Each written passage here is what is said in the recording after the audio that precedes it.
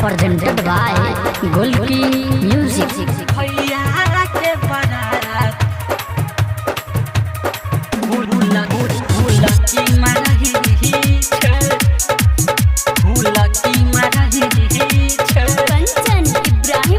रूपम recording studio जीवा चौक मधुबनी।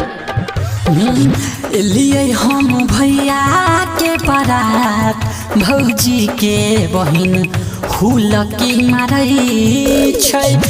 लिए हम भैया के बारात भौजी के बहिन हुलकी मारई छै। हुलकी मारई छै मीता इशारा करई छै। हुलकी मारई छै रे मीता इशारा करई छै। कही का बहिन छिनारा कुटुम उ गोरकी छौरी लग बजबई छै।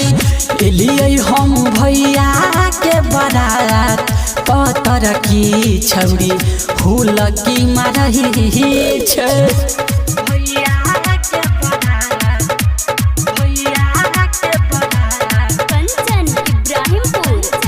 presented by Golki Music. आँख में काजर मुँह में लगे हने क्रीम छे।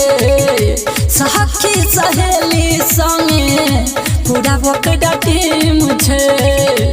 आँख में काजर मुँह में लगे हने क्रीम छे। सखी सहेली संगे पूरा बकड़ा टीम छे। निक नहीं छे कनियो व्यवहार मुँहे पर खाली बग बग करई छै।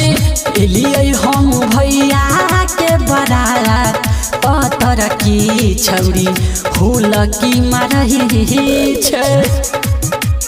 रूपम रिकॉर्डिंग स्टूडियो जीवा चौक मधुबनी। आप सुन रहे हैं गायक रूपम सिंह को। लाले लाल सूट पावर हने लाले लाल ओढ़ानी हमारा लगैया जना भाई रो दिल चोरानी।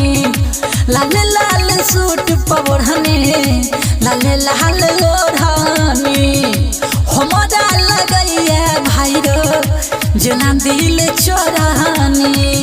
देख कनीति सरूपम साजन ओकरा गीत गबई छै।